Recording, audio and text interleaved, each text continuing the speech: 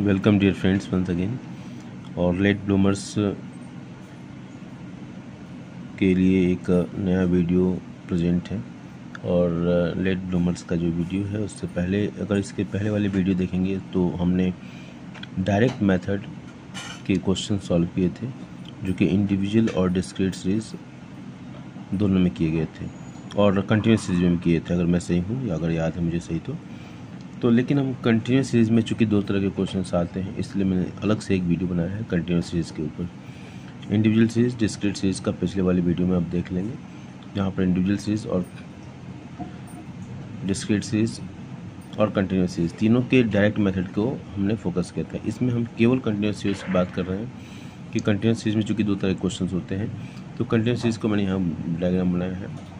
Continuous series दो तरह के क्वेश्चन पूछे जाते हैं, एक है क्लास इंटरवल बेस्ड क्वेश्चन, दूसरा मिड वैल्यू बेस्ड क्वेश्चन, जिसमें क्लास इंटरवल दिया होगा और फिर आपसे पूछा जाएगा कि आप अर्थमेटिक मीन निकालिए। तो पहले आप क्या करते हैं, क्लास इंटरवल से हम मिड वैल्यू कन्वर्ट करते हैं और तब फिर हम फार्मूला लगाते हैं X bar is equal to sigma F M upon sigma F करते हैं। लेकिन क्वेश्चन में कभी कभी क्या होता है, डायरेक्ट मिड वैल्यू दिया होता है। जब क्लास इंटरवल दिया होता है तो मिड वैल्यू कैसे निकालते हैं उसको भी मैंने यहाँ दिखा दिया है। क्वेश्चन में अगर क्लास इंटरवल दिया है तो पहले आप मिड वैल्यू से निकालेंगे, फिर मिड वैल्यू निकाल कर तब फिर आप क्वेश्चन सॉल्व करेंगे, फार्मूला जो भी दिया होता है।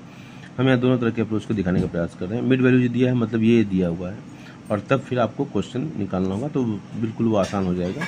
चलिए 20th क्वेश्चन है 8.54 पेज नंबर पर, संदीप गर्ग का एक क्वेश्चन है जिसमें मिड वैल्यू दिया हुआ है और फ्रीक्वेंसी दी हुई है, ये दोनों चीज़ दी हुई हैं।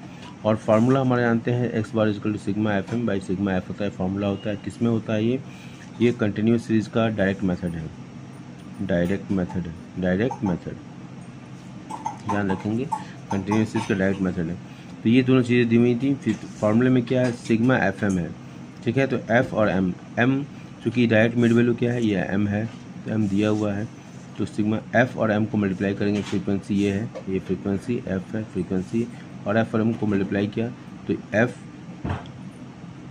8 है और एम 10 है, तो 10 इंटू 8 80, इन दोनों को मल्टीप्लाई करने के बाद ये लिखा है हमने, ठीक है। तो हमारा एफ एम निकल गया। फॉर्मूला में क्या है, x bar equal sigma F M, मतलब एफ एम का जो मल्टीप्लाई हमने किया है उसका समेशन। तो देखिए सबको ये मल्टीप्लाई है ऐसे से, और फिर इसका समेशन यहाँ नीचे लिखा हुआ, समेशन आया 1430, ठीक है। सिग्मा एफ क्या है, सिग्मा एफ सारे फ्रीक्वेंसी का जोड़ है, तो ये 50 हो गया। तो 1430 divide by 50 is equal to 143 divide by 5, तो ये आ गया 28.6। ये कितना आया, 28.6, ओके। तो ये हमारा हो गया जब मिड वैल्यू दिया हुआ। अब इसी में क्वेश्चन मैंने आगे बना दिया, वैसे तो पहले बता चुका हूँ कि क्लास इंटरवल दिया होता है और फ्रीक्वेंसी दिया होता है। जब क्लास इंटरवल दिया हो, फ्रीक्वेंसी दिया हो कंटिन्यूस सीरीज में, और हमको डायरेक्ट मेथड से निकालना हो, तो पहले क्लास इंटरवल से हम क्या निकालते हैं, मिड वैल्यू निकालते हैं। तो यहाँ से यहाँ मिड वैल्यू निकाल देते हैं।